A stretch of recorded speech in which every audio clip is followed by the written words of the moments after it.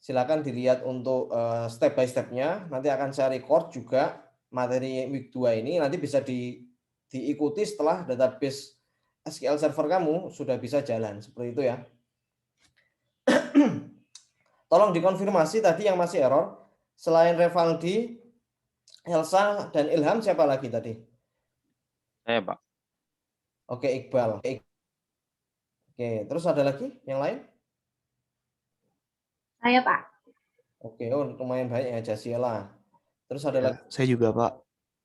Ini aja kalau memang nanti saya akan infokan ya di grup Telegram kapan untuk waktunya, waktu untuk konsultasinya nanti bisa jadi satu aja, jadi satu, nggak usah gantian ya, nanti satu meeting bisa kita diskusi mengenai masalahnya. Web konsultasi belum tahu ini konsultasi.ifubaya.id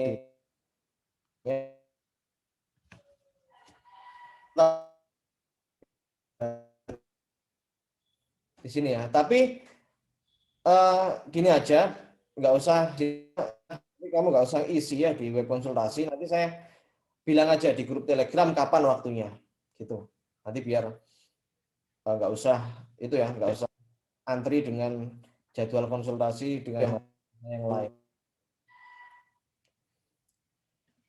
Oke ya, jadi ini linknya, tapi nanti nggak usah isi ya, Revaldi nggak perlu isi di sini, nanti saya langsung ngomong saja di grup Telegram kapan waktunya, biar nanti lebih enak kita langsung diskusi mengenai permasalahannya. Oke. Suara saya sudah terdengar ini ya. Tolong dikonfirmasi lagi. Saya kok itu ya, apa namanya, di laptop saya ini saya dengar suara saya. Sudah, Pak. Ya, sudah, oke. Suara saya apa bayangan gitu, ada bayangannya. Oke, nggak apa-apa. Kalau memang Agak putus-putus, Pak. oke, kalau sudah terdengar.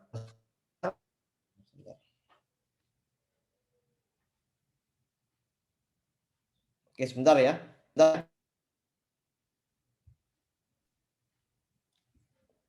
Sebentar, tunggu 3 menit lagi. Saya lagi konfigurasi lagi untuk internet saya.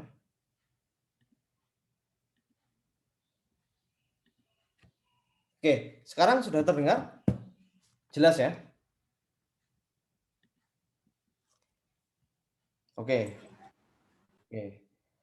Kalau sudah jelas, kita akan mulai ya untuk materi kita hari ini. Sekarang pukul 7.27, oke. Saya akan share screen ya.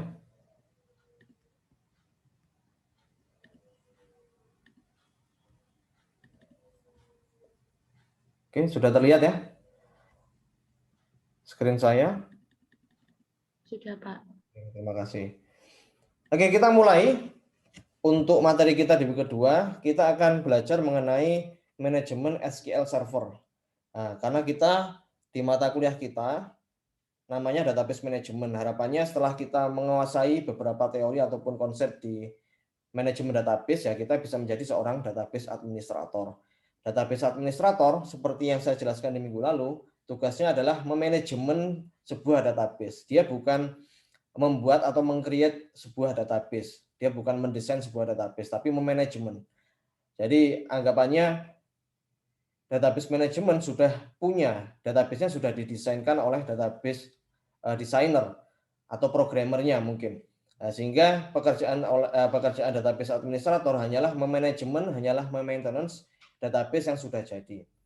Ya otomatis untuk memanajemen atau maintenance sebuah database, seorang database administrator harus tahu ya berbagai macam fitur yang ada di DBMS. Ya, kita ambil contoh, kita menggunakan DBMS dari SQL Server.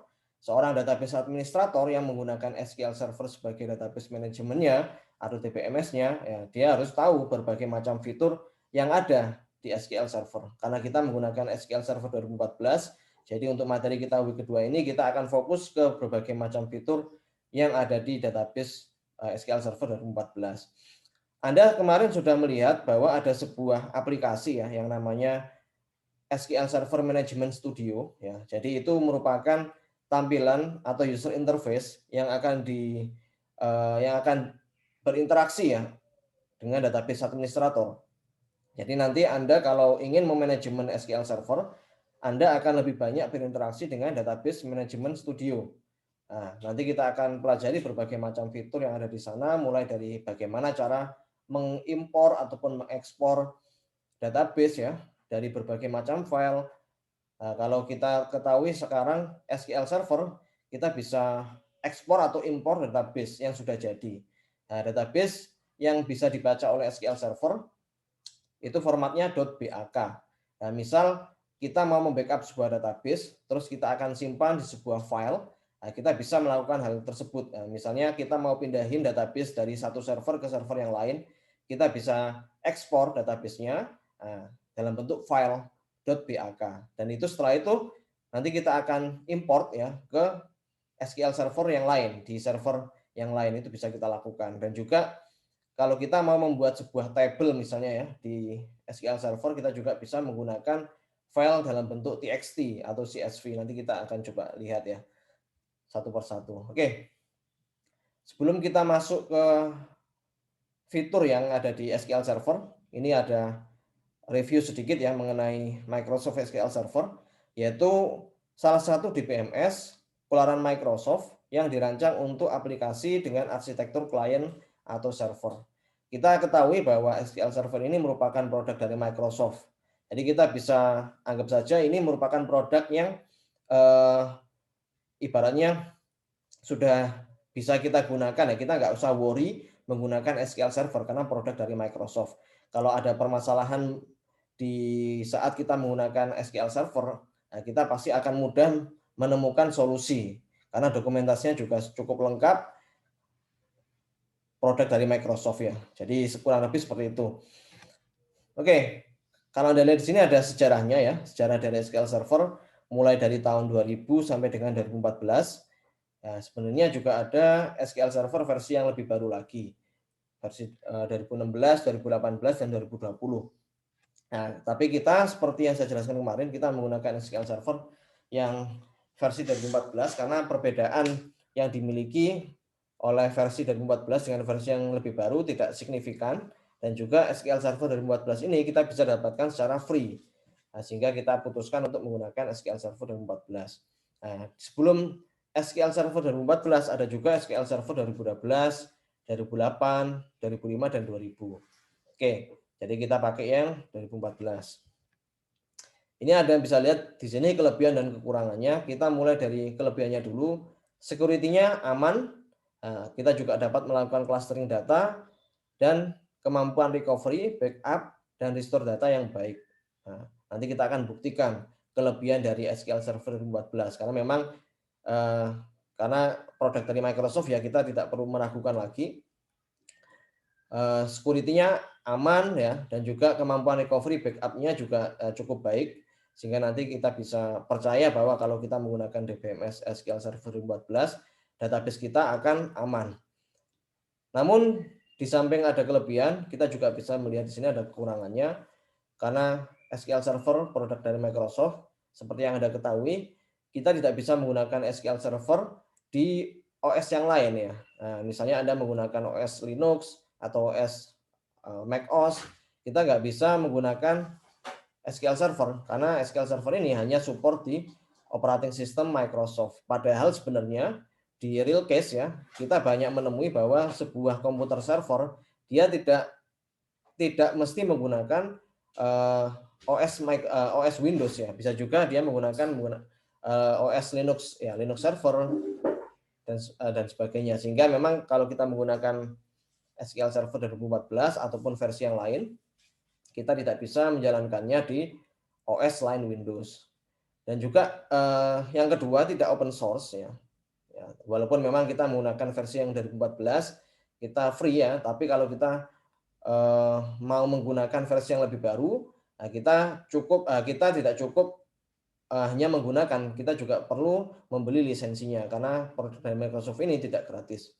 Dan yang ketiga, cukup sulit digunakan pada bahasa pemrograman lain, baik jika menggunakan .NET. Nah, ini sebenarnya juga hal yang tricky ya, bisa juga sulit, bisa juga mudah. Tapi berdasarkan berbagai pengalaman yang saya dapatkan, memang kalau kita menggunakan SQL Server untuk bahasa pemrograman selain .NET ya, misalnya Java, konfigurasinya lumayan rumit ya. Walaupun memang bisa kita konfigurasikan, tapi tidak semudah kalau Anda misal mau mengintegrasikan program Anda dengan database yang lain. Nah, seperti itu. Tapi nggak apa-apa, nanti kita akan coba lihat, kita akan buktikan apakah memang sulit atau enggak kalau kita mau integrasikan dengan bahasa pemrograman yang lain. Seperti itu. Oke, ini kita review sedikit mengenai instalasi SQL Server 2014. Tadi ada beberapa yang masih gagal. Ya, ini sebenarnya step by step yang bisa Anda ikuti untuk install ya SQL Server 2014. Nah, kalau Anda download SQL Server 2014, Anda akan menemui user interface seperti ini. Jadi installation-nya Anda akan menemui UI seperti ini ya. Ini Anda bisa select all ya, agar nanti tidak ada fitur yang terlewat. Amannya kita select all saja. Ya, sudahkah select all saat install? Ya, anggap saja Anda semua sudah select all. Nah, ini ada dua, ada default instance sama name instance ya.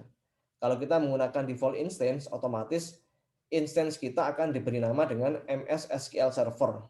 Nah, tapi tadi ada beberapa mahasiswa ya yang tidak menggunakan default instance, sehingga instance yang ke-1 namanya bukan MS SQL Server. Ada yang SQL_1 ya, ada yang SQL_2 dan lain sebagainya.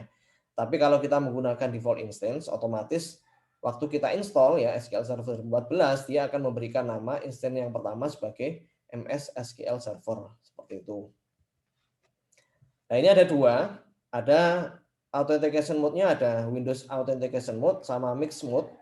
Nah, di sini kalau Anda lihat di video tutorial ya untuk install instance di SQL Server, Anda menggunakan yang Mixed Mode ya.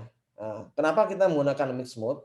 Karena kalau kita menggunakan Windows Authentication Mode, jadi database kita hanya bisa diakses oleh user komputer di mana SQL Server tersebut diinstal.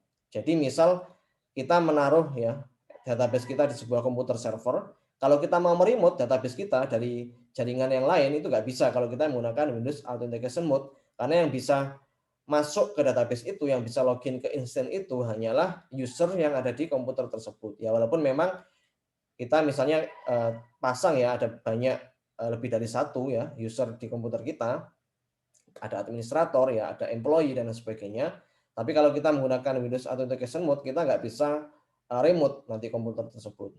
Ya bisa remote menggunakan remote desktop connection sebenarnya. Tapi ya kita meremote bukan meremote database-nya saja kalau kita menggunakan RDP. Nah, remote desktop protokol ya. Yang kita remote itu adalah seluruh screen dari komputer tersebut. Walaupun sebenarnya juga boleh-boleh saja, tapi lebih efektif. Kita bisa lebih efisien jika hanya meremote database-nya saja. Nah, kebanyakan kalau kita mau mengintegrasikan komputer kita atau program kita ke database, itu lebih banyak kita meremote database-nya langsung, bukan meremote komputernya. Seperti itu. Oke, ada juga fitur untuk yang namanya SQL Server Configuration Manager ya. Anda bisa lihat di sini, tadi dari punya Revaldi, dari punya Elsa, sudah menunjukkan SQL Server Configuration Manager-nya. Nah, di sini Anda bisa gunakan fitur ini untuk melihat instance mana, ya salah satunya kita bisa melihat instance mana yang sedang aktif ya. Nah, kita bisa lihat service-service yang ada di SQL Server. Nah, Anda bisa lihat tadi ada service SQL Server Agent, ada SQL Server, ya ada SQL Server-nya sendiri, dan sebagainya. Jadi untuk SQL Server Configuration Manager ini kita bisa gunakan untuk melihat ya list service yang ada di SQL Server kita. Nah, kita bisa konfigurasikan juga, misalnya kita ingin menjalankan service tertentu ya di SQL Server kita bisa menggunakan fitur dari Configuration Manager. Nah, bisa juga misalnya Anda menggunakan service ya. Anda bisa menggunakan service dari bawaan OS Windows. Ini bisa Anda gunakan juga untuk melihat service dari SQL Server Anda. Tapi kalau kita menggunakan service dari operating system Windows, itu service dari semua aplikasi di komputer kita. Kalau kita menggunakan Configuration Manager, dia hanya menampilkan service dari SQL Server. Nah, Jadi lebih enak kalau kita memang tujuannya untuk melihat atau memonitor service dari SQL Server, kita bisa menggunakan Configuration Manager. Oke, seperti itu. Nah, Anda bisa lihat di sini ada berbagai macam fitur ya yang ada di SQL Server Configuration Manager. Nah, ini kita bisa lihat ada SQL Server Service, ada SQL Server Network Configuration, ada SQL Native Client, nah, poin 11.0. Nah, untuk konfigurasi protokol klien aplikasi yang sedang berjalan. Ya, nanti detailnya kita akan lihat satu persatu ya, apa kegunaan dari SQL Server Service, ada server network sama native client. Kalau kita lihat di sini dari deskripsinya, kalau untuk SQL Server Service untuk akses ke service SQL Server. Jadi misalnya tadi instance ya, instance yang kita jalankan di SQL Server, misalnya instance 1, instance 2, nah kita bisa lihat di menu SQL Server Service, kita bisa start, bisa stop ya, dan sebagainya. Nah, kalau untuk SQL Server Network Configuration Protocol, untuk konfigurasi protokol jaringan. Nah, kalau Anda lihat di SQL Server Configuration Manager, ada juga fitur SQL Server Network Configuration. Nah, ini bisa kita gunakan untuk setting port ya, atau protokol jaringan dari SQL Server kita. Kalau tidak salah, port dari SQL Server itu berapa ya? Nanti kita coba lihat ya. Port, kalau kita punya service ya di komputer kita, pasti dia punya yang namanya port. Kalau misalnya untuk apa namanya, kalau nggak salah 3306 ya untuk SQL Server itu portnya. Nah, kita bisa setting misalnya port itu sudah terpakai untuk service yang lain, kita bisa setting melalui SQL Server Network Configuration. Oke, untuk SQL Native Client 11.0 configuration untuk konfigurasi protokol klien aplikasi yang sedang berjalan. Dan misalnya nanti database kita sudah on ya, sudah jalan, sudah running, dan database kita diakses oleh berbagai macam klien dari berbagai macam aplikasi. Misalnya Anda membuat aplikasi desktop, setelah itu Anda coba konekkan ya aplikasi Anda ke database, ya kita bisa monitor di bagian SQL Native Client 11.0 configuration seperti itu. Nah, ini Anda bisa lihat di sini SQL Server Service ya. Kita masuk fitur yang pertama. Kita bisa melihat service-service yang sedang berjalan dari SQL Server kita. Nah, ini di contohnya kita punya, nah, kalau Anda lihat di sini ada 2 instance ya. Berapa instance yang aktif? Instance yang aktif ada 2, SQL 1 dan SQL 2. Sorry, bukan. Yang aktif 1 ya. Karena kita lihat di sini yang SQL Server SQL 1 ini dia stop ya. Ada simbol stopnya di sini. Jadi kalau ada simbol stopnya ya ini enggak jalan. State-nya stop. Sedangkan yang instance yang kedua itu jalan dia. Ya kan Anda bisa lihat di sini SQL_2 ini state-nya running. Oke. Begitu juga untuk yang lain ya. Ini ada berbagai macam service ya. Kalau Anda mau menjalankan instance Anda harus pastikan bahwa ini ya, SQL servernya, service yang namanya SQL server itu harus jalan. Dan nanti untuk service-service yang lain misalnya untuk ini ada SQL Server Agent. Kalau SQL Server Agent ini kita gunakan untuk backup ya, untuk backup dan recovery. Nah, backup yang terjadwal. Nah, itu kita bisa menggunakan SQL Server Agent. Itu nanti kita pembahasannya waktu materi mengenai backup and restore. Oke, sebentar. Saya pause dulu ya. Saya akan kembali dalam waktu 3 menit. Silakan sampai sini kalau ada pertanyaan bisa tuliskan di chat ya. Saya itu dulu, saya coba stop share dulu. Saya break 3 menit dulu. Nanti silakan kalau ada pertanyaan bisa dituliskan di chat.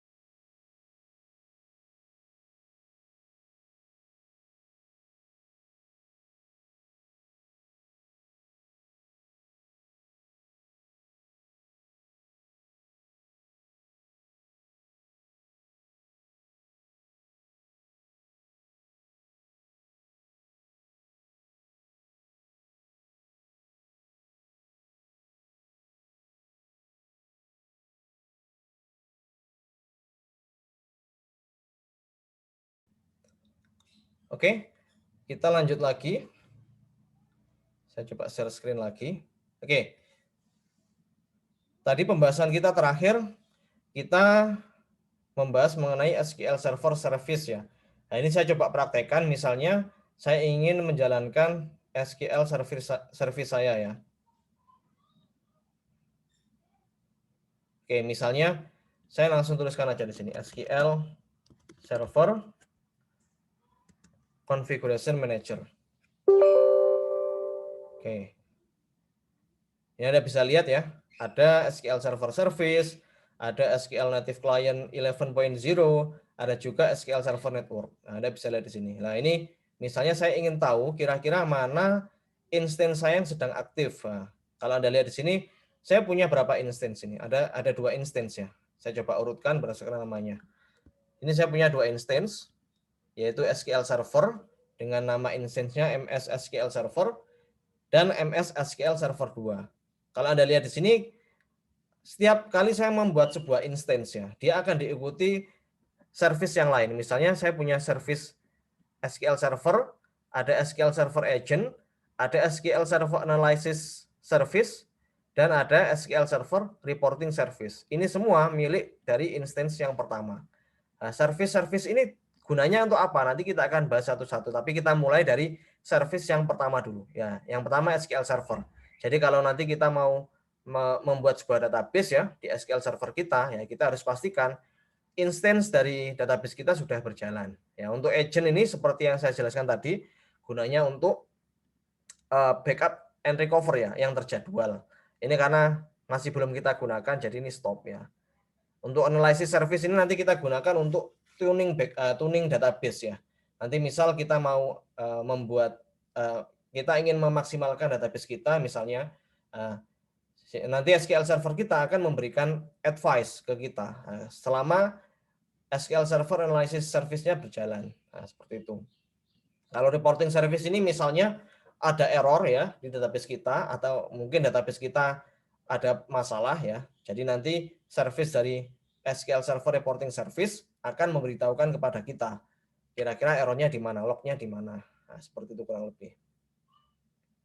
Oke. Dari sini Anda bisa melihat ya, ini ada berbagai macam service. Kalau nanti saya mau menambahkan service yang lain misalnya, saya mau menambahkan instance yang ketiga, ya otomatis nanti akan dibuatkan 3 service lagi. Ada SQL Server, SQL Server Agent, SQL Server Analysis Service, dan SQL Server Reporting Service.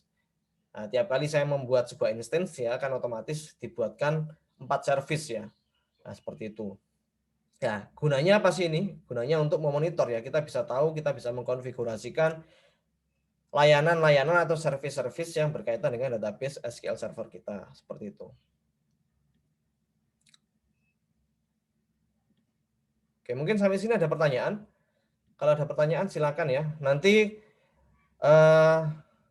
untuk materi hari ini saya akan share ya itunya. Videonya setelah ini, setelah perkuliahan nantinya. Kalau masalah ada pertanyaan di luar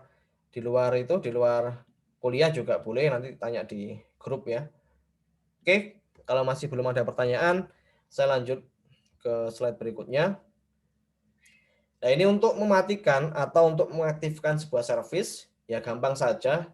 Kita tinggal klik kanan di service-nya, terus kita pilih start atau stop. Nah, misalnya saya ingin mematikan service yang ada di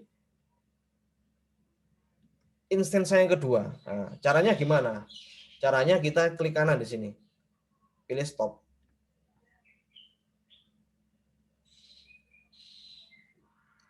Nah, ini ada proses untuk stopping service-nya. Nah, setelah SQL Server instance saya yang kedua ini stop, ya saya nggak akan bisa connect ke instance saya yang kedua. Seperti itu. Nah, ini misalnya saya coba buktikan bahwa saya sudah mematikan instance saya yang kedua.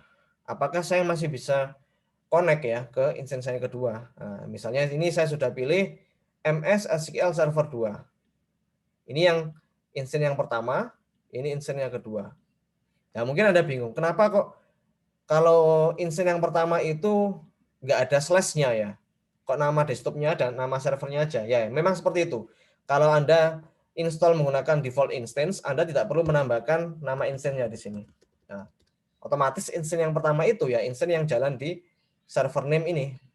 Nah, sedangkan untuk instance yang kedua dan seterusnya Anda harus menambahkan slash di sini. MS SQL server 2 misalnya seperti itu. Nah, ini loginnya saya coba tuliskan dengan SA dan S4. Harusnya nggak bisa connect karena tadi instance-nya sudah saya matikan service-nya. Nah, kita bisa lihat di sini.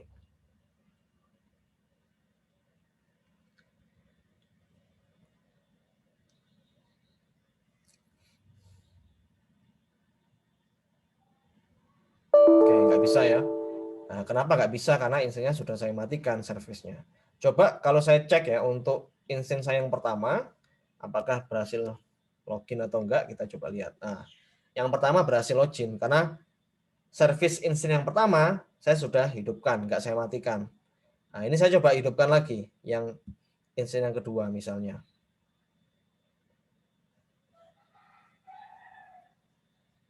Nah, ini saya sudah hidupkan. Saya coba connect lagi. Nah, ini untuk connect ke instance yang kedua. Saya pilih yang MS SQL Server 2. SA S4. Nah, oke. Udah bisa jalan semua ini. Saya punya 2 instance yang aktif. Seperti yang saya jelaskan waktu minggu lalu ya, kita bisa mempunyai 2 buah instance dalam satu database server. Ya tujuannya agar kita bisa mengcluster ya database kita. Kita bisa kelompokkan database kita ke instance tertentu. Nah, tujuannya untuk load balancing. Jadi kalau memang kita punya 2 buah database, yang mana database 1 lebih banyak transaksinya, ya kita bisa sediakan resource yang lebih untuk database tersebut. Ya kan? Jadi agar lebih balance, kita bisa gunakan instance. Ya, gimana cara konfigurasi resource ya? Nanti kita akan bahas di materi berikutnya. Ya, tapi dari sini Anda mungkin tahu gambaran mengapa kok kita buat instance ya. Mungkin instance itu belum Anda temui di database yang lain. Ya, kalau kita di SQL Server kita punya instance, ya kita bisa kelompokkan database kita sesuai dengan fungsinya seperti itu. Oke, nah ini kurang lebih seperti ini. Kita coba next. Oke, kita sudah bahas tentang SQL Server Service. Nah, ini kita bisa setting juga misalnya untuk start mode-nya ya. Nah, kita bisa pilih apakah automatic atau disable atau manual. Kalau manual ya, kalau kita mau nyalakan harus kita setting manual ya. Kalau disable ya otomatis ya nggak jalan ya waktu kita nyalakan komputer kita. Kalau automatic ya waktu komputer kita on, waktu Anda menyalakan komputer Anda ya otomatis service tersebut akan otomatis jalan seperti itu.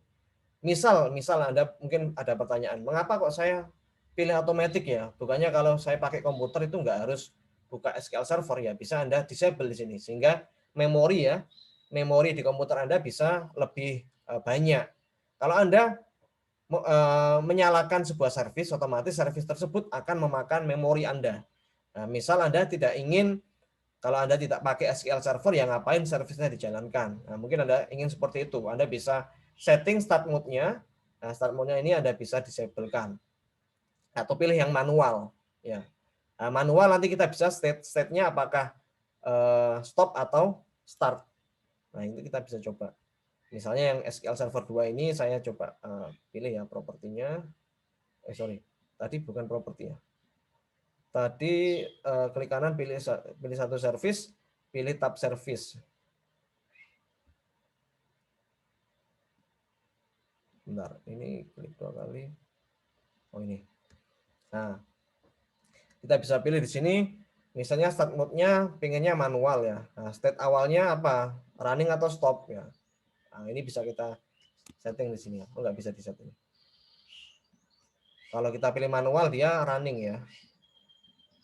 Atau mungkin oke, kita coba manual dulu.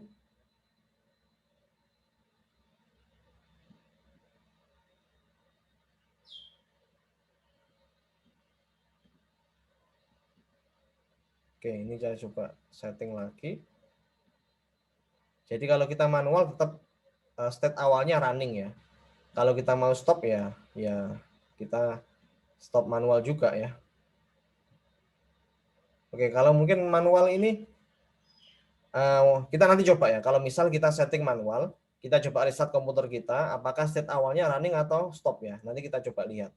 Ini kalau saya restart komputer saya ya, nanti zoom-nya juga mati. Sehingga nanti saya coba informasikan apakah, atau nanti Anda bisa coba sendiri di laptop Anda. Kalau misal state-nya manual ya, state-nya running, start mode-nya manual, itu apakah state awalnya running atau stop. Nah, kita belum tahu. Nanti kita coba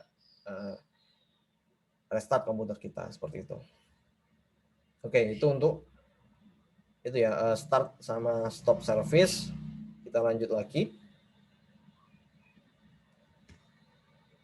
Nah, perbedaannya apa? Seperti yang saya jelaskan tadi ya. Kalau otomatis ya jalan waktu komputer kita nyalakan. Kalau disable dia mati ya. Jadi nggak nyala waktu awal. Kalau manual, kayaknya manual itu kebalikannya disable ya. Jadi kalau disable itu dia state-nya pertamanya itu stop ya, bukan running. Atau kita coba ya. Misalnya kita setting di sini start mode-nya kita pilih disable. Oh, tetap running ya. Kita coba apply.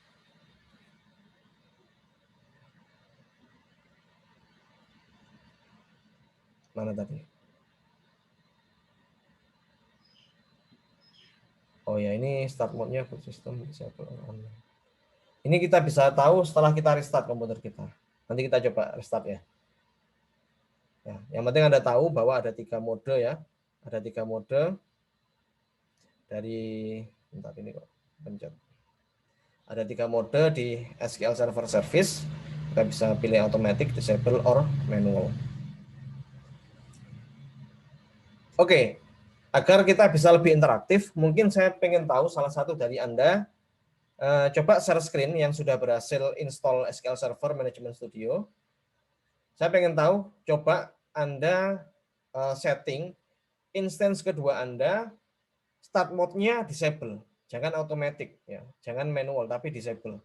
Jadi pengennya nanti kita waktu kita nyalakan komputer kita, SQL Server-nya yang jalan cuma satu instance aja. Nah, ini mungkin salah satu dari teman-teman ada yang mau menunjukkan SQL Server-nya, silakan biar kita bisa interaktif ya. Ini masih ada 40 slide ini, banyak ini. Oke, jangan khawatir. Kita coba aja kan ya, fitur-fiturnya nanti kita akan coba satu persatu. Ini jadi sekali lagi mata kuliah database management itu bukan mata kuliah hafalan ya. Ya, kita belajar fitur itu bukan menghafal fiturnya. Nah, tapi nanti akan ada case study. Nah, case study yang akan saya berikan. Dari case study tersebut nanti Anda akan mencoba berbagai macam fitur untuk solve dari case study yang saya berikan. Sehingga nanti Anda akan lebih terbiasa untuk menggunakan fiturnya. Nah, kalau kita learning by doing, itu akan lebih mudah diingat ya dibandingkan kalau kita hafalkan satu persatu fiturnya. Ya, memang untuk awalnya kita akan coba satu persatu, tapi nanti akan saya sediakan case study yang bisa Anda coba, sehingga nanti Anda bisa memanfaatkan kapan saya memanfaatkan fitur ini, kapan saya memanfaatkan fitur itu, nanti Anda bisa ketahui. Oke, mungkin salah satu ada yang mau. Kalau nggak ada, saya coba pilih salah satu aja. Saya random ya. Muslih Ariski, ya silakan Muslih Ariski bisa share screen terus coba ditunjukkan ke saya. Coba kamu, sebentar saya stop share dulu. Coba kamu disable instance yang kedua. Nah, modenya kamu disablekan coba. Ya, Muslih bisa share screen ya. Bentar Pak, internet saya lemot. Bentar. Ya.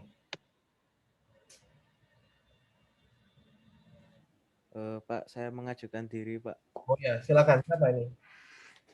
Enrique, Pak. Enrique ya, silakan Enrique.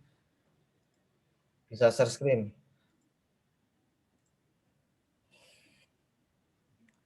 Apakah sudah kelihatan? Ya, sudah. Ya, ini jadi saya sudah login ini. Kemudian saya mencoba untuk mengubah konfigurasi dari instance saya yang bernama MS SQL Server 2.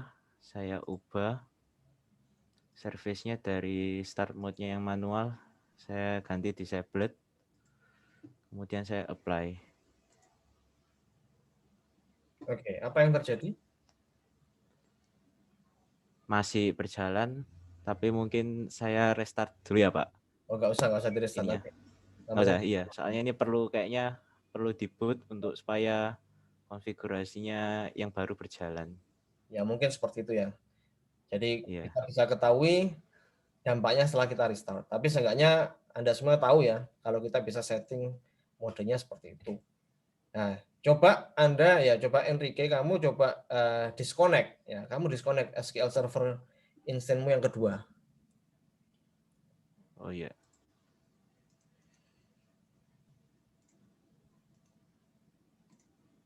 Sudah Pak. Nah ya, coba kita lihat. State-nya tetap running ya. Running sih. Iya Pak, masih running. Nah, itu bukan masalah ada yang connect atau enggak. Coba kamu lihat di SQL Native Client. Yang Ya. ini Pak. Ya, menunya apa saja. Coba tadi kita belum bahas ya. Client protokol itu coba diklik.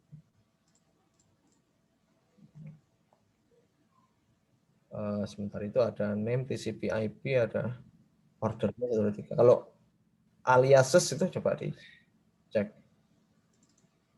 Nggak kelihatannya. Kalau yang itu yang SQL Native Client yang bawah, coba. Client protokol. Oh, sama ya.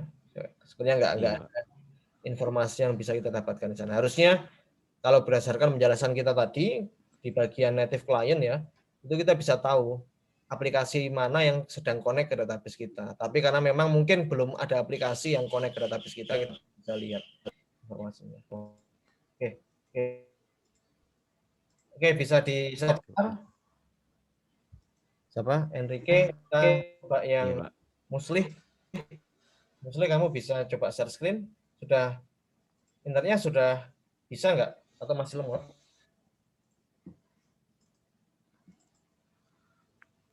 Masih belum stabil, Pak. Masih belum stable. Oke, nanti Muslim untuk fitur yang berikutnya aja kalau gitu ya, kalau sudah stable. Oke. Patah-patah, Pak. Patah. Kalau suara saya dengar nggak ya? Dengar ya suara saya ya. Oke. Kita lanjut lagi. Saya coba share screen. Kita lanjut ke fitur berikutnya. Oke, kita masuk ke SQL Server Management Studio. Nah, ini yang Anda akan banyak berinteraksi waktu Anda menggunakan SQL Server. Nah, nanti Anda bisa monitor, bisa query ya. Query database ya, monitor database, export import database itu melalui SQL Server Management Studio. Nah, apa itu SQL Server Management Studio? Nah, mirip seperti NetBeans, mirip seperti Visual Studio atau MySQL Workbench. Dia merupakan tools ya, tools yang kita gunakan sebagai database administrator untuk berinteraksi dengan database kita. Kalau kita mau maintenance database kita mau query database kita bisa menggunakan SQL Server Management Studio. Ya, istilahnya mungkin Anda pernah di mata kuliah database, Anda pernah menggunakan MySQL Workbench. Itu kalau kita menggunakan DBMS-nya MySQL. Kalau DBMS-nya SQL Server, kita bisa menggunakan Database Management Studio untuk SQL Server. Nah, ini Anda bisa lihat ya, ini saya kira juga sudah tahu semua. Kalau kita mau menggunakan SQL Server Management Studio, kita mau mengakses database kita, ya kita harus tahu login ya sama passwordnya untuk instance yang tertentu seperti itu. Dan pastikan instance yang kita mau akses itu instance yang aktif service-nya. Nah, ini bisa kita lihat, kita bisa pengaturan memori ya. Ini yang saya jelaskan tadi, misalnya tadi kalau misal kita pengen load balancing ya, kita punya 2 instance, terus kita pengen alokasikan memori lebih banyak ke instance yang tertentu, nah kita bisa gunakan fitur pengaturan memori. Nah, ini Anda bisa lihat di sini, kalau Anda lihat, Anda klik kanan ya di salah satu instance Anda, terus pilih properties. Di situ ada memori ya, memorinya bisa kita alokasikan, nah, minimum sama maksimumnya. Nah, Kalau defaultnya ya minimumnya sekian ya. Nah, minimumnya sekian 0. Maksimumnya sesuai dengan memori dari komputer kita. Ya, kita coba lihat. Misalnya memori dari komputer saya ini 8 GB ya. Kalau misal saya coba setting ya, misalnya yang untuk instance saya yang pertama, saya mau setting memorinya misalnya. Nah, ini kecil ya.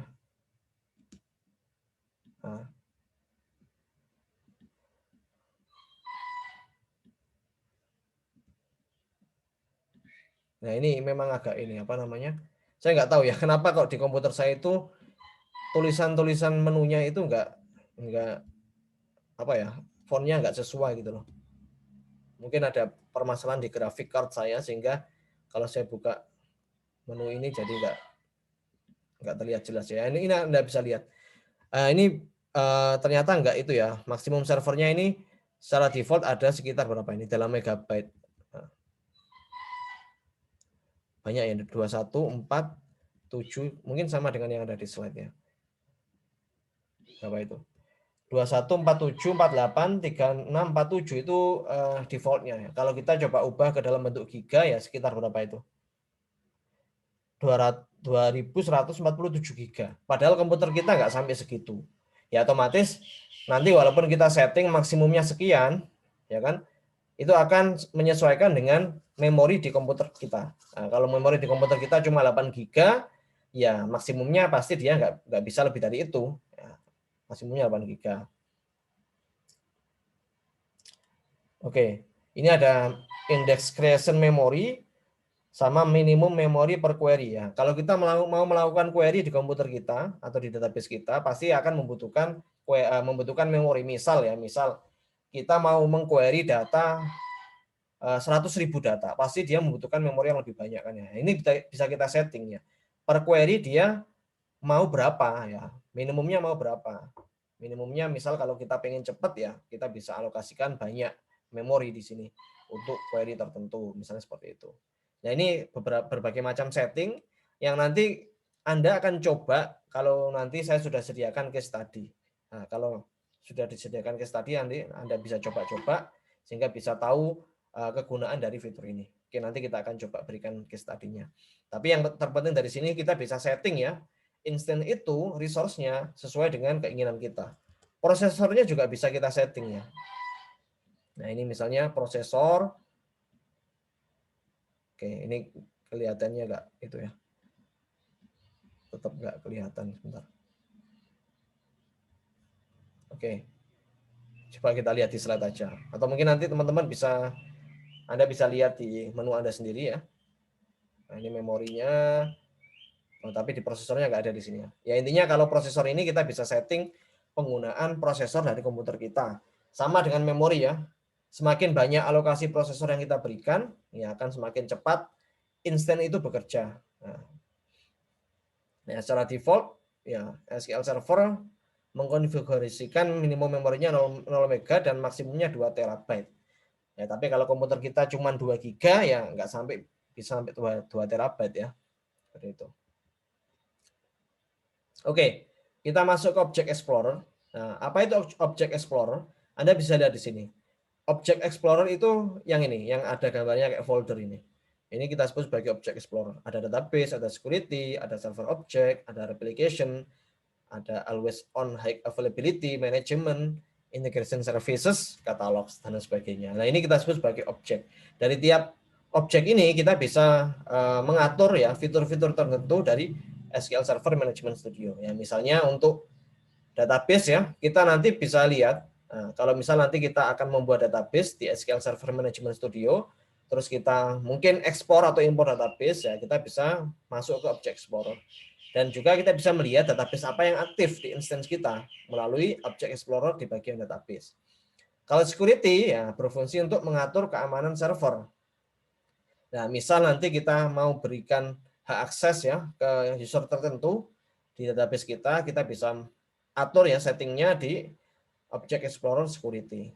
Nah, sedangkan server object untuk menampilkan objek-objek yang terhubung dengan server.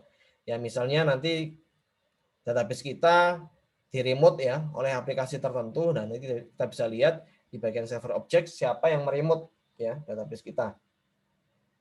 Replication untuk replikasi database ke database lainnya. Nah, ini ada kaitannya untuk menjaga itu ya, menjaga availability dari database kita. Nanti kalau kita replication, ya otomatis kalau misal database kita ada yang bermasalah ya kita bisa gunakan database cadangannya seperti itu. Oke, nanti itu ada materinya sendiri mengenai replication. Sedangkan always on high availability untuk memonitor ya availability group. Nah, kita lihat ya, kalau kita lihat dari deskripsinya di sini, kita bisa lihat kira-kira penggunaan memori, mungkin seperti itu ya, penggunaan memori dari database kita itu seberapa banyak, penggunaan prosesnya juga berapa banyak, bisa kita lihat di always on high availability. Kalau untuk manajemen, menyediakan fasilitas untuk mengelola backup, maintenance, dan monitor aktivitas database. Oh, untuk monitor kita bisa lihat di ini ya, manajemen ternyata ya. Untuk always on high availability itu apa, nanti kita coba lihat. Kalau untuk integration services catalogs untuk mengelola project dan packages yang digunakan. Oke, mungkin kita bisa coba lihat aja.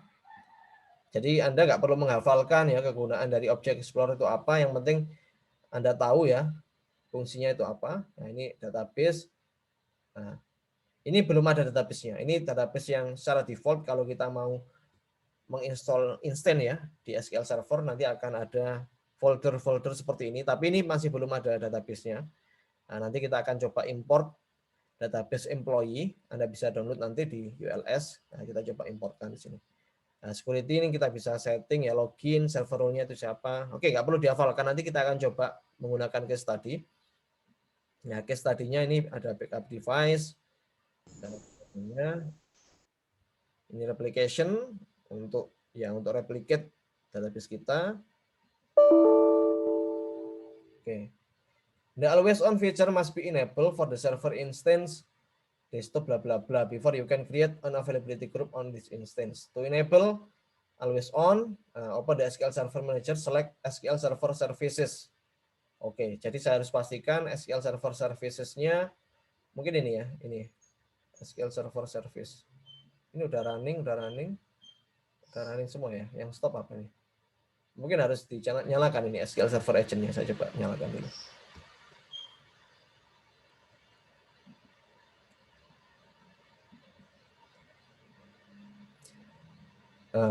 Configuration Manager, select SQL Server Service, klik server intent name, select properties. Oh, bentar, ini harus di select properties-nya dulu. Di sini klik properties ya. Terus di bagian service kalau nggak salah tadi. Harus kita pilih yang apa tadi? Select SQL Server Service, like click in the SQL Server instance, then select properties and use the availability on high availability tab. Tuh. Mana tadi hilang? Oh ini nih, ini ya. Nah ini kita harus turn on.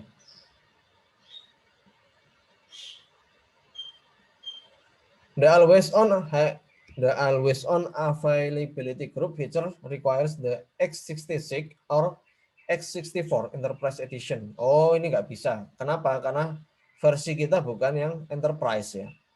Harusnya versi yang Enterprise baru bisa menggunakan fitur ini.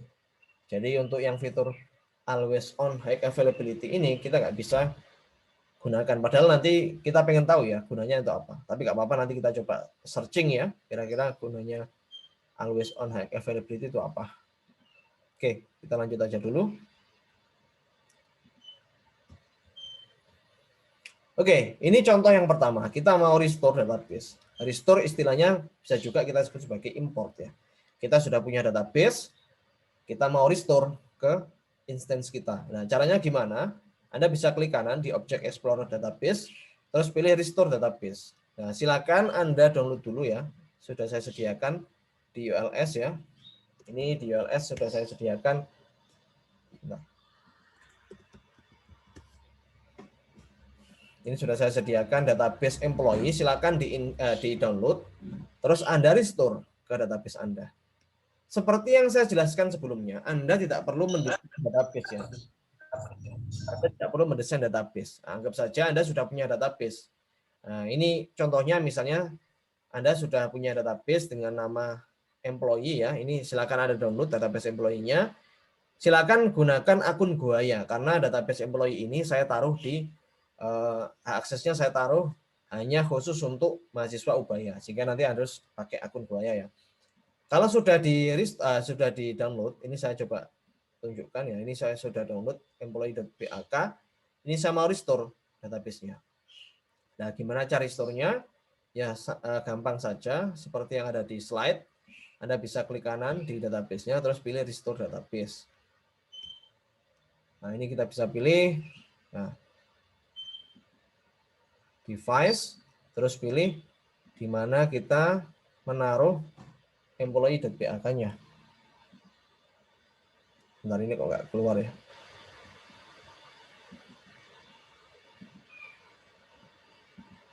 Nah, ini ada masalah dengan tampilan saya ini, sebentar.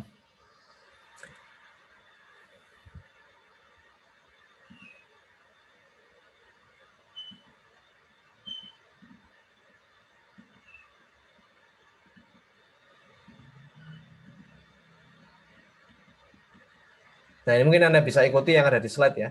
Kalau yang ada di slide ini, Anda pilih restore database. Nah, ini harusnya bisa di bagian device, klik ellipsis ya. Nanti pilih yang employee. Oke, mungkin gini aja. Ini kan ada masalah dengan UI saya. Saya nggak tahu kenapa ya. Ini mungkin grafik saya yang bermasalah. Jadi ini pilih yang add ya. Nah, ini dia hanya muncul ya untuk dia munculnya di sini. Di lokasinya defaultnya di sini ya. Kalau kita mau menaruh backup itu harus di C program files. Jadi yang tadi saya sudah download, ini saya coba pindahkan. Saya coba pindahkan di C program files ya. Program files Microsoft SQL Server.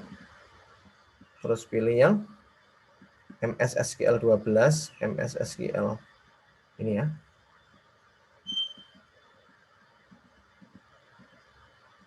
Backup MS SQL 12, MS SQL Server, MS SQL, pilih backup, continue. Saya taruh di sini misalnya. Oke, setelah saya backup, ini saya coba tulis saja di sini.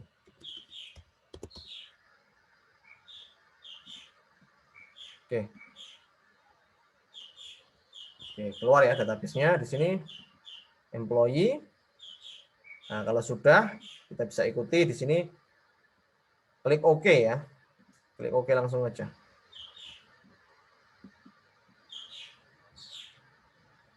Bisa employee oke, verify backup media.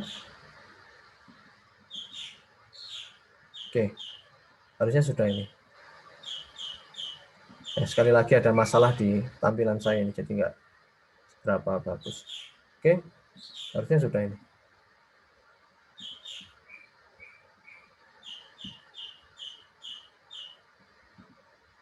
Oh, belum ternyata. Saya coba lagi. Restore database. Anda bisa juga coba ya di komputer Anda masing-masing.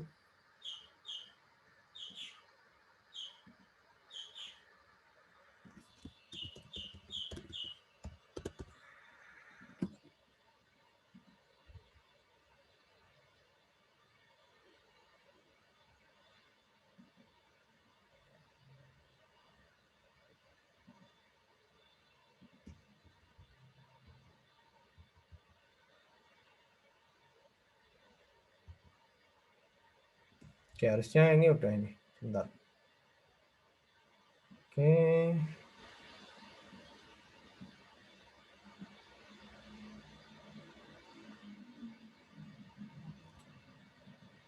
Udah verify, harusnya tombol OK-nya ini nggak kelihatan. Mungkin teman-teman bisa salah satu share screen ya. Ini ada masalah di tampilan saya. Saya coba ganti resolusi saya dulu. Mungkin itu. Siapa? Ya, Pak. Ya, apa ya? Salah satu. Siapa ini? Tolong. Enrico ya, Pak. Enrique ya. Ada. Kalau kamu tampilanmu gimana? Saya coba itu dulu apa? Setting itunya. Iya, ini. Saya taruh itunya apa? File employee.bak-nya di tempat yang dijelaskan di slide. Kemudian saya buka database saya restore device, add, ini udah ada di sini. Kemudian Ya, di OK, OK-nya ini ada tombol OK-nya di sini. Ya, ini masalahnya saya kurang tahu ya kenapa komputer saya ini seperti ini. Saya coba itu dulu, ganti resolusinya yang lebih kecil, nanti bisa kelihatan. Oke, ya itu yang teman-teman yang lain juga bisa diikuti ya step-stepnya.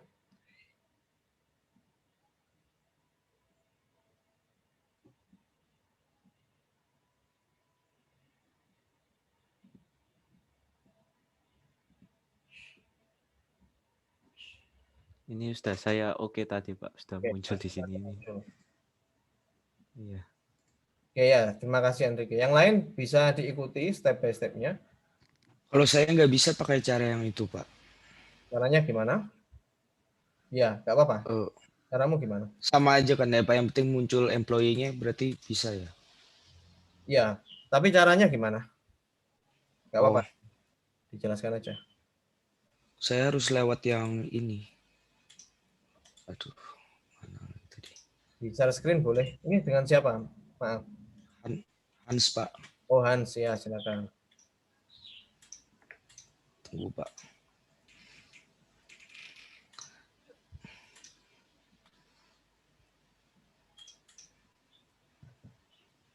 Sudah ya, Pak? Bentar. Ya, sudah.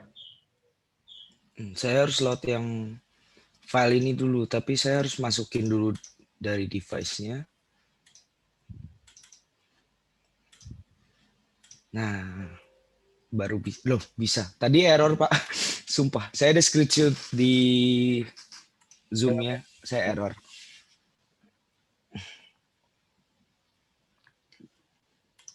Errornya saya coba buka ya.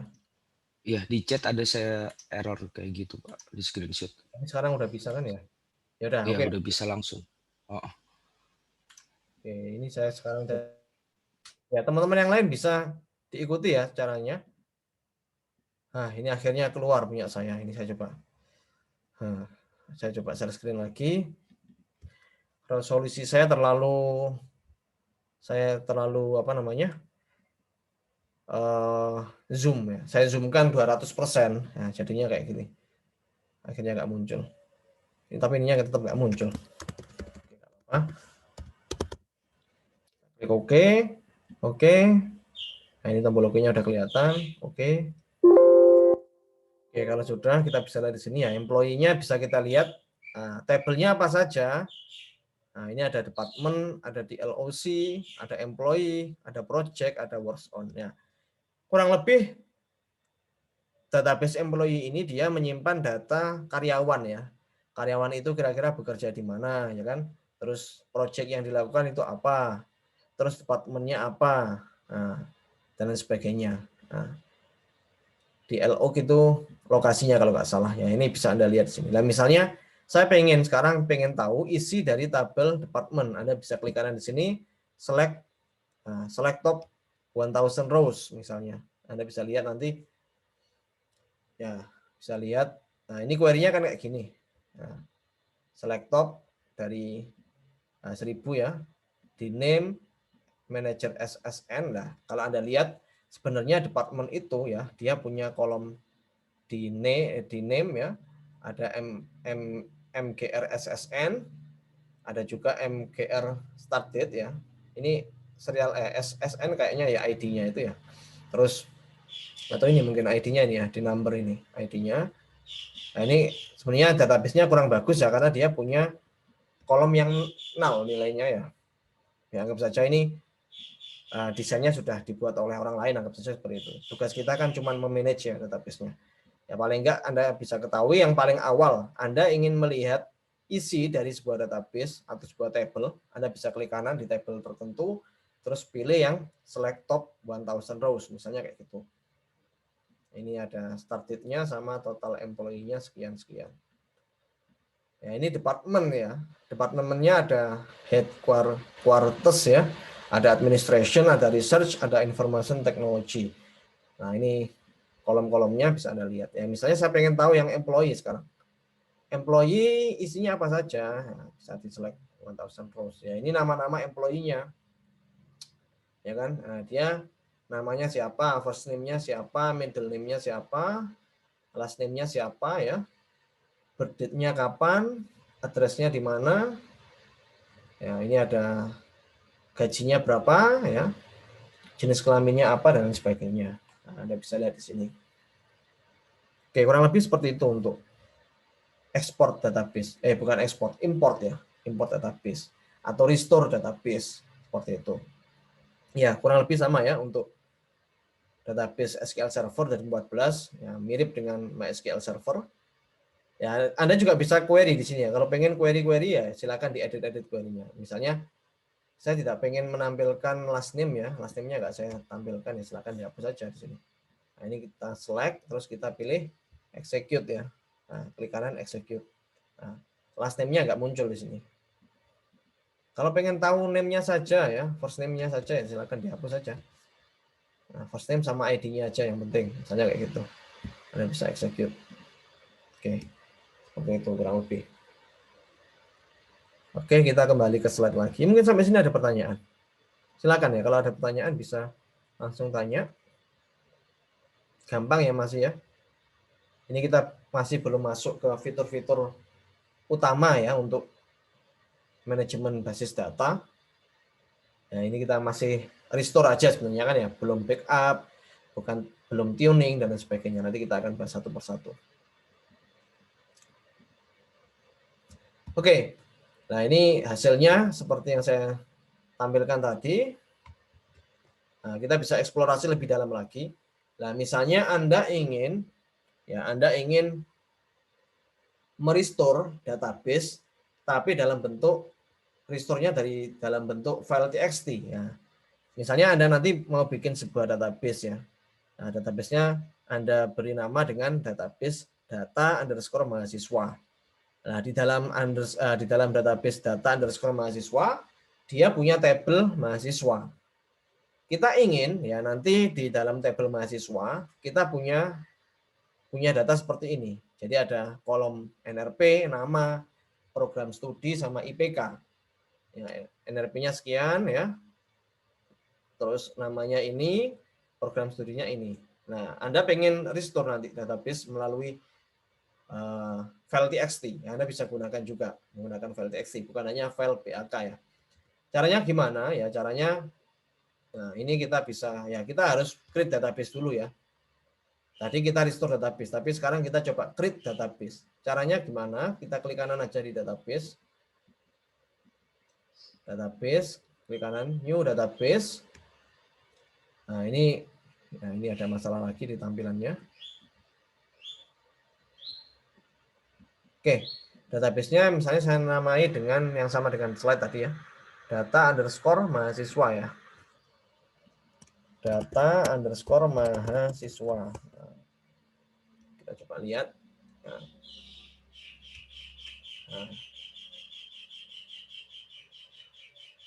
Oke, nah ini saya coba kembali lagi di sini. Data mahasiswa ya sudah, saya klik OK. Nah, kita lihat saya sudah punya database baru ini. Data mahasiswa, tapi dia belum punya tabel sama sekali. Nah, kita ingin menambahkan tabel mahasiswa di dalam database data underscore mahasiswa. Nah, kita bisa buat manual ya di Notepad. Ya, kita samakan dengan yang ada di slide. Nah, ini bentar. Oke, kita coba bikin datanya dulu. Ini silakan Anda ikuti ya untuk step by step-nya.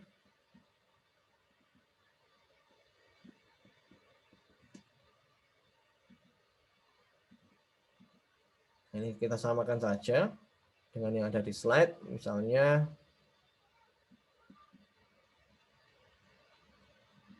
oke. NRP, nama program studi IPK. Terus NRP-nya ini 1604, 15, 777, 1607, 15, 888, 1607, 16, 999, 1607, 1608 ya, sorry. 08, 14, 555. Ini namanya Bejo Slamet. Ini namanya Selamat Untung. Ini namanya Untung Selamat. Nah, sini Bejo Untung. Nah, kita tulis satu-satu ya. Nah, ada kalanya misal kita ekspor data ya dalam bentuk TXT atau CSV lah misalnya. Ya kan, kalau CSV biasanya di delimiternya kan koma. Nah, kita bisa gunakan fitur di SQL Server untuk ekspor data dalam bentuk TXT atau CSV.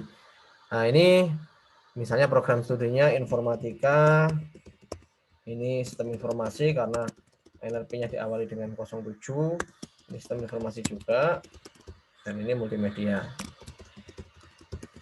Nah, IPK-nya kita samakan saja 3,89.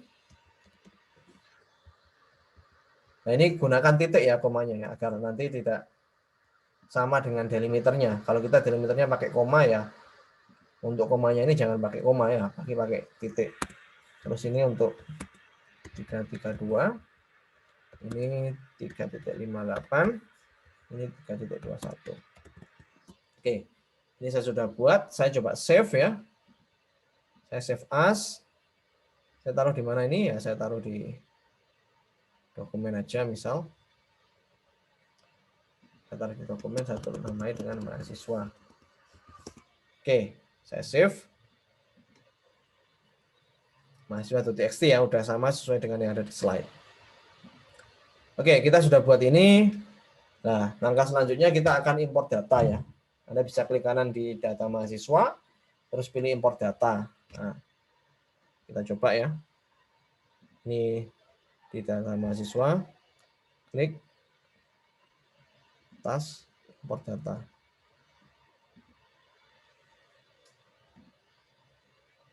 Import data, terus kita pilih next ya, kita klik next dulu. Data source-nya ini kita pilih yang flat file source ya. Nah, kita coba lihat yang mana ini menunya. Nah, flat file source ya. Kita coba lihat di sini. Mana? Flat file source. Oke. Kita klik next. Bentar, ini masih loading kayaknya. Oke. Nah, ini kita bisa cari file name-nya di mana. Tadi saya taruh di dokumen ya. Nah, mahasiswa.txt. Terus pengaturannya. Ya, ini kita pilih yang English Indonesia. Code page-nya ini otomatis kayaknya. Yang perlu kita ubah yang di kotak kuning ini. Formatnya delimited ya. Oke. Delimited CRLF 0. Udah sama ya. Oke. Kayaknya udah sama. Oke. Terus di tab advance, Anda dapat mengatur tipe datanya dari kolom yang ada. Nah, Anda bisa lihat di sini di advance ini misalnya ya ini nama, program studi sama IPK. Nah, IPK ini harusnya kita beri data value apa? Desimal harusnya ya. Jadi kita ubah jangan string tapi desimal. Karena IPK itu bisa kita kalkulasikan. Nah, tipe datanya kita bisa ganti dengan desimal. Oke.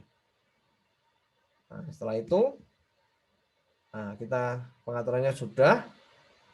Kita klik next ya tadi. Kita klik next.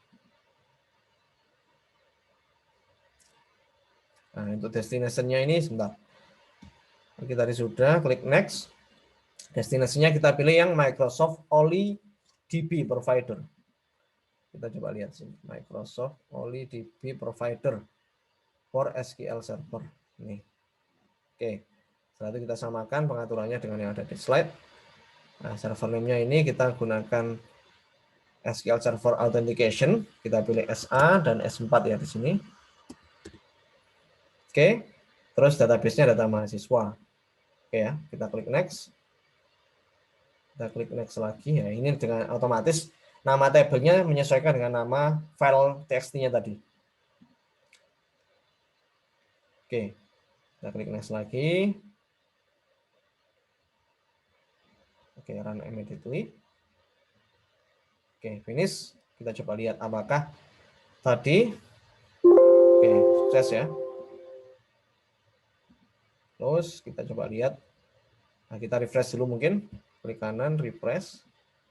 Kita lihat tabelnya, apakah ada mahasiswa. Oke, ada ya. Kita coba select top 1000 rows. Nah, nama-nama mahasiswa tadi sudah muncul ya di database data mahasiswa di tabel mahasiswa. Nah, kurang lebih seperti itu. Nanti bisa Anda coba sendiri ya. Setelah sesi perkuliahan ini, jadi nggak masalah dicoba nanti. Ya mungkin seperti tadi, biar interaktif, saya mungkin coba tunjuk salah satu dari Anda yang mungkin bisa menampilkan. Siapa ya?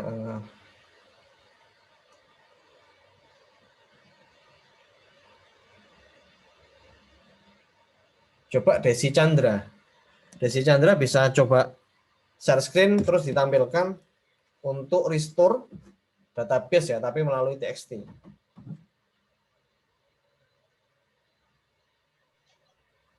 Maaf Pak, laptop saya lagi lemot sekali dari tadi pagi. Oh. Jadi untuk cobanya saya tadi agak ketinggalan. Dan masih awal sekali. Oke, nanti itu ya. Setelah sesi perkuliahan tolong dicoba ya, biar nanti Anda juga terbiasa untuk menggunakan SQL Server. Yang lain juga seperti itu. Jadi harapannya Anda mencoba ya. Oke, kalau Iya, gitu Pak. Christian coba. Nanti saya coba.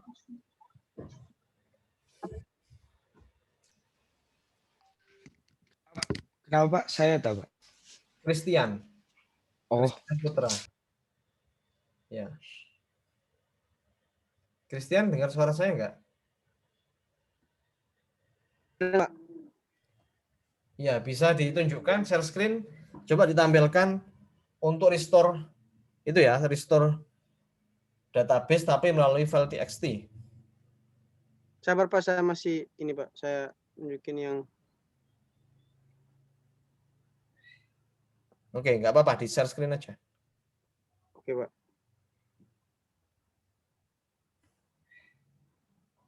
Saya masih lanjutin ini Pak.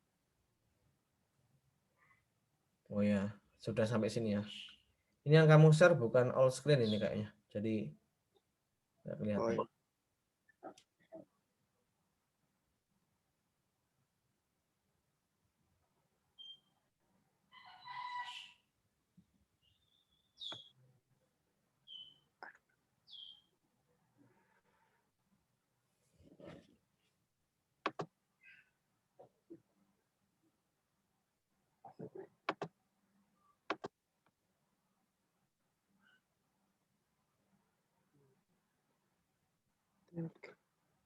Sabar Pak.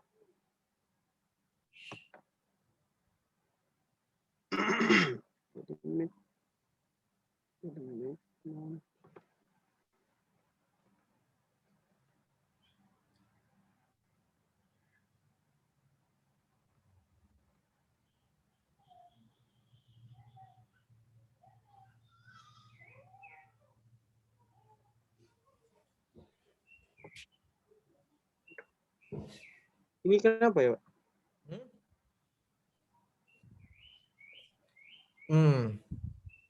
Itu pilih yang Microsoft SQL Server OnlyDB. Coba di share screen all. Sabar Pak. Saya upload dulu.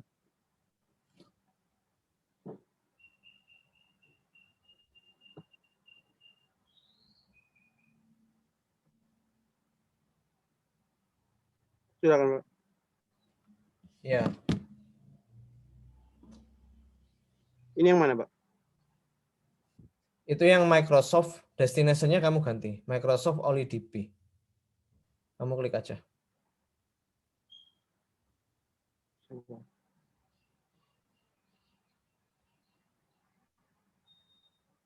Oli DB bawah, di scroll down lagi. Terus. Aduh. Ini ya, Pak? Ya, ya. Ya, santai aja, nggak apa-apa. Oke, next. Itu pakai use SQL Server Authentication. Lupa saya tadi. Back aja. Apa? Masih bisa di back, Pak. SIS 4.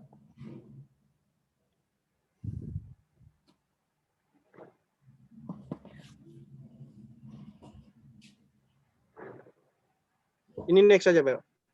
Ya, next aja. Next sampai finish. Oke.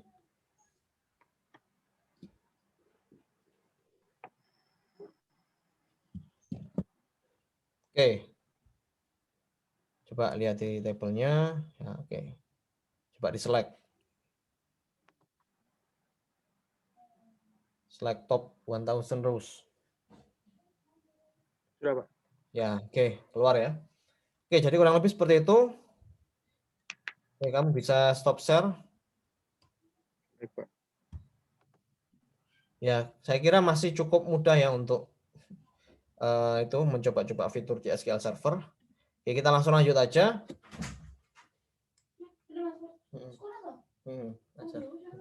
Nah, oke. Kita klik next ya. Ini sudah tadi, sudah dilakukan. Oke. Tadi sudah juga. Oke. Ini juga bisa kalau misal kita pingin untuk file Excel ya. Nah, kalau filenya Excel juga bisa. Mungkin kalau Excel lebih mudah daripada CSV. Karena kita langsung isi aja di kolom-kolom yang ada di Excel-nya, terus kita import ya. Nah, kurang lebih sama kayak tadi ya. Oh, ini bukan import tapi export ya. Nah, misal nanti dari database employee yang sudah kita restore tadi, kita pengen export datanya. Anda bisa klik kanan di employee, setelah itu pilih export data ya. Nah, setelah diekspor datanya, kita bisa pilih di sini. Belum share screen-nya belum, Pak. Sorry ya, belum ya. Oh iya, Pak.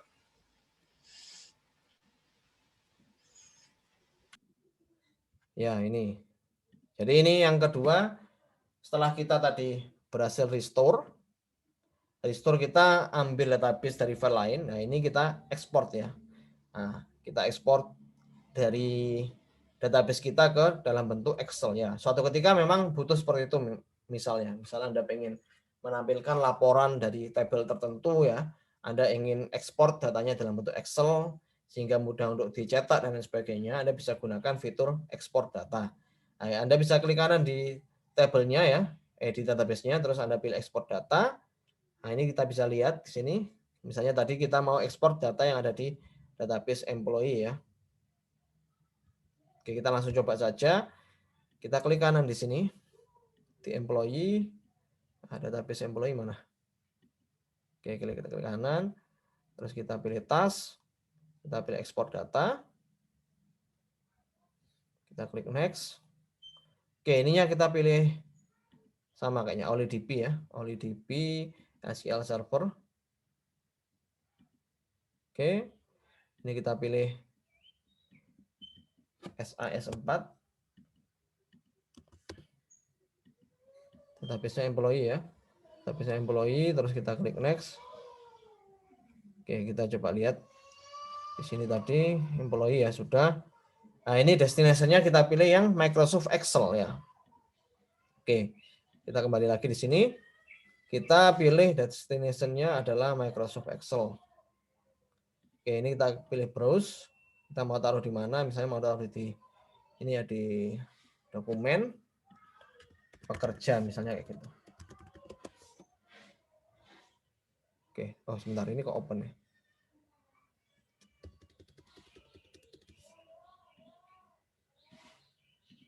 Sebentar, saya coba lihat dulu.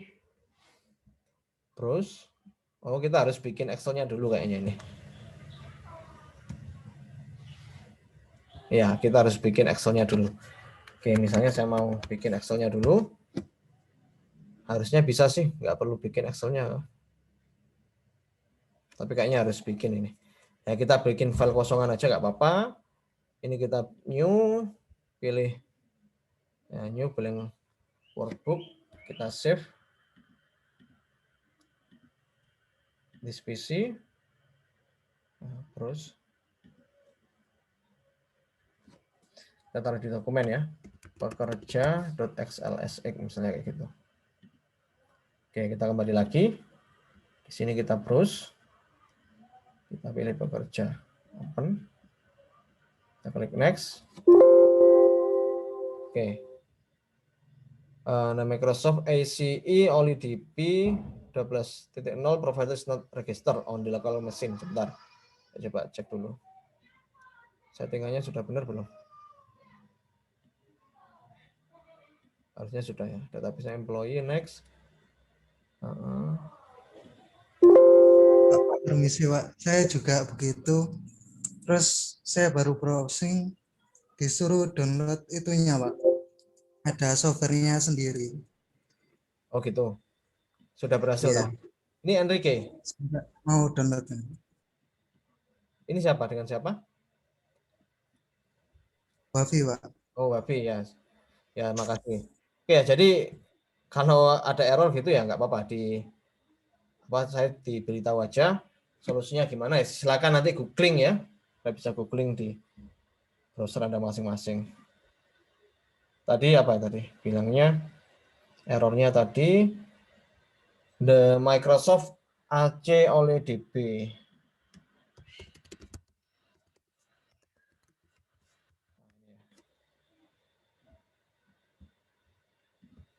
Ya, ini kalau ada error ya, sebelum Anda tanyakan di grup, Anda bisa browsing dulu ya. Jadi Anda biar tahu gimana caranya menyelesaikan sebuah permasalahan, bukan hanya dengan tanya ya, tapi juga Anda riset sendiri, eksplorasi sendiri. Oke, ini ya ini. Nah, ini harus ini ya. Download dulu ya, download Microsoft Access Database Engine ya.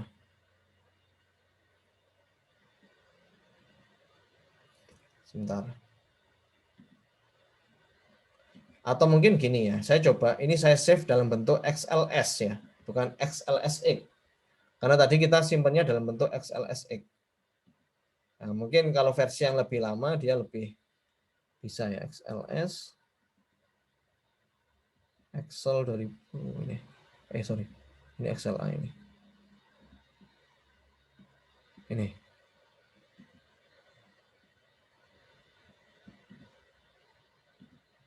Tadi save di mana tadi? Oh, kok di sini. Saya coba save di dokumen ya, harusnya. Oke, saya sudah save. Saya coba lagi ya untuk mungkin ini karena tadi SLS ya. Oh, oke, ternyata bisa. Kalau mau yang SLSX harus download dulu ya, seperti kayak tadi kata Wafi tadi ya. Oke, ini saya coba samakan dengan yang ada di slide. Copy data from one or more tables ya. Nah, setelah itu kita pilih yang employee dan project ya. Next, kita pilih yang employee dan project. Kita klik next. Oke. Nah, kalau sudah ya langsung next saja. Oke, next. Next. Finish. Oke, sudah berhasil. Saya coba lihat di dokumennya. Nah, di dokumen. Oke, kita coba buka. Apakah datanya muncul? Oh ya, dia ya dalam bentuk ini ya, sheet ya. Ini employee, project, muncul semua. Oke, jadi nggak ada masalah di sini. Oke, mungkin sampai situ saja untuk materi kita hari ini. Mungkin ada pertanyaan sampai sini. Silakan kalau ada pertanyaan. Oke, sambil menunggu pertanyaan, Anda bisa ini ya, ikuti tugasnya. Anda bisa kerjakan tugas ini. Pada database employee, lakukan ekspor data-data pada tabel employee menjadi file dengan format .txt.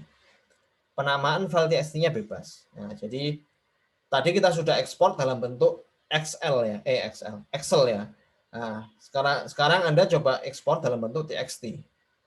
Nah, setelah itu lakukan import data yang ada pada file pekerja.xls. Jadi tadi yang sudah kita buat tadi, Anda coba import ya ke database data mahasiswa. Nah, buatlah dokumentasinya secara lengkap dan jelas pada sebuah laporan dengan format seperti berikut. Upload sebelum deadline di ULS. Ya, deadline-nya minggu depan. Bagi yang belum bisa SQL Server-nya, nanti akan saya beritahu kapan waktu yang luang ya. Nanti kita bisa diskusikan bersama untuk bisa menyelesaikan permasalahan yang tadi, yang masih belum berhasil install SQL Server-nya. Ya, oke, mungkin sampai sini ada pertanyaan, silakan.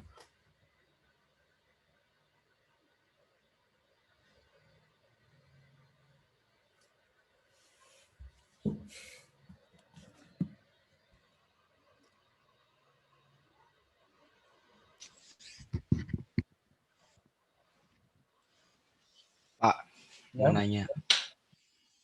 Yang tadi yang di select source table-nya kan ada DBO, departemen dan lain-lain itu di select all ya Pak? Table and view-nya.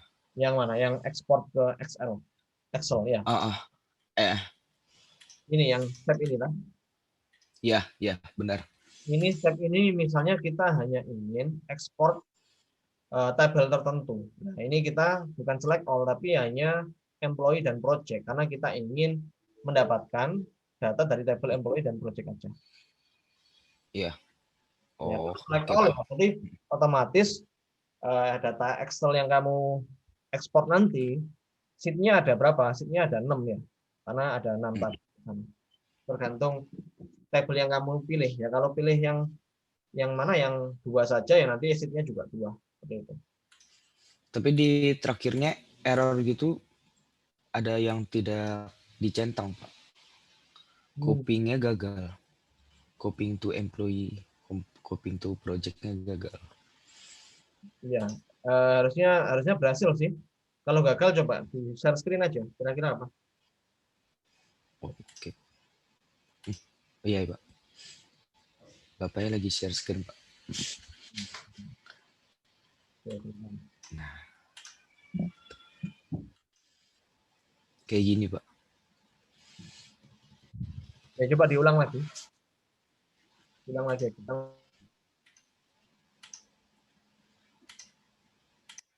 Ini kan, Pak. Ini bener kan? Ya. Atau yang ini? Yang atas. Yang ini. Terus select ini. Udah. Di next langsung kan, Pak? Next. Itu ini. Warnanya apa itu? Coba. Executing kan ada warningnya, message-nya. Itu warningnya kamu klik aja. Yang ini gak, Pak?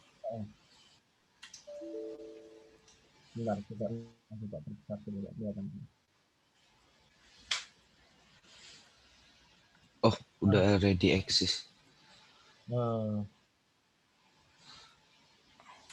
Kamu tadi import atau ekspor ya? Masih kosong. Oh ini ya Pak. Udah ada ya. Tapi nggak ada isinya itu. Nggak ada datanya. Coba dihapus lagi ya. Database employee-nya filenya dihapus lagi, terus kamu coba jalankan lagi. Coba.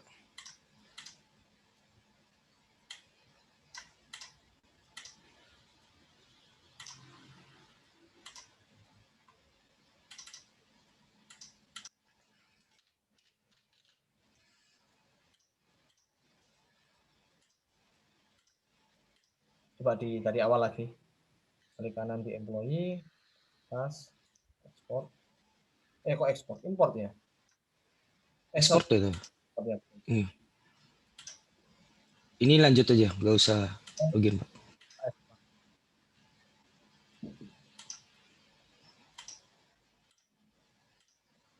Aduh.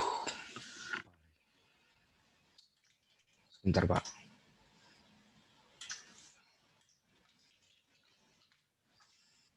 Ini lupa save-nya.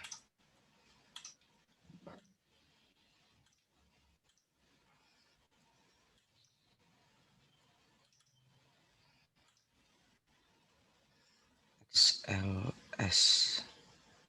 Mana XLS?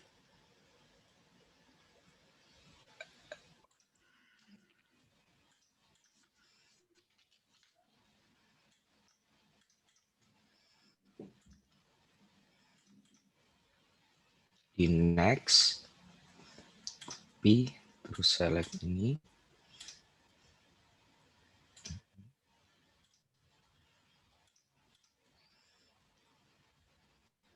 Oh ya Pak, berhasil. Oke ya. Baru Yang coba. lain mungkin ada pertanyaan?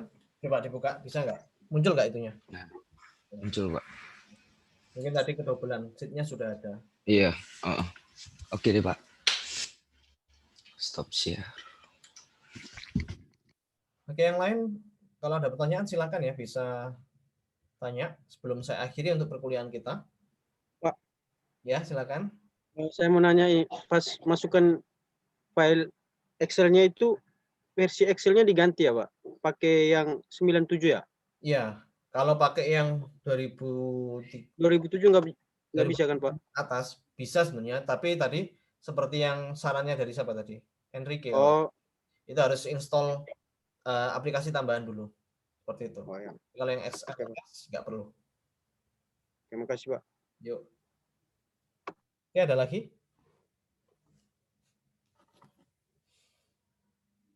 Oke, kalau masih belum ada pertanyaan, nanti silakan bisa gunakan grup ya, Telegram untuk tanya-tanya ya. Nanti kita akan coba bahas satu persatu kalau ada permasalahan di database Anda. Dan untuk yang tadi yang masih belum bisa install SQL Server, jangan khawatir, nanti akan saya coba sediakan waktu ya, nanti saya akan coba share waktunya di grup Telegram, nanti silakan kita join melalui Zoom, nanti link Zoom-nya akan saya sediakan. Oke, kalau nggak ada pertanyaan, saya akhiri ya untuk perkuliahan kita hari ini. Saya ucapkan terima kasih atas kehadiran Anda semua. Kita ketemu lagi di minggu depan. Minggu depan kita akan tetap membahas mengenai SQL Server Management Studio. Kita coba explore lebih dalam lagi mengenai berbagai macam fitur yang belum kita coba untuk hari ini. Oke, selamat pagi. Terima kasih. Makasih Pak.